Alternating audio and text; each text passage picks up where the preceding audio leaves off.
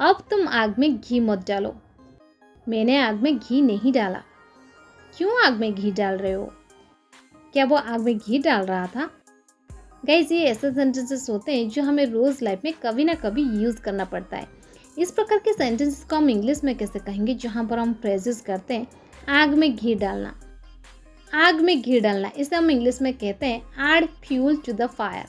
Add fuel to the fire. चलिए इसका complete structure देख लेते हैं। पहले आपको यूज़ करना पड़ेगा सब्जेक्ट, इसके बाद हेल्पिंग वर्ब, हेल्पिंग वर्ब के बाद आपको यूज़ कर देने add fuel to the fire. मैं आपको और एक चीज़ क्लियर कर दूं, यहाँ पर जो ऐड देख रहे हैं ये एक मेन वर्ब है जो कि टेंस के अकॉर्डिंग चेंज भी हो सकती है, जैसे कि ऐड, एडेड, एडिंग, एड्स, ये सब।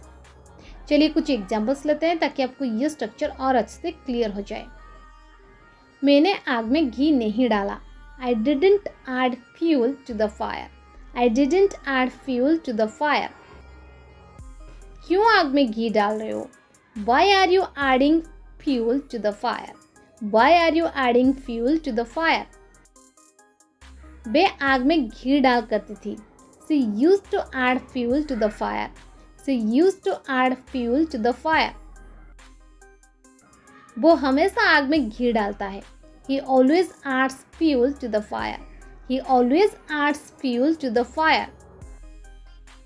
उसे आग में घी डालना नहीं चाहिए था। He should not have added fuel to the fire. He should not have added fuel to the fire. अब तुम आग में घी मत डालो। Don't add fuel to the fire now. Don't add fuel to the fire now.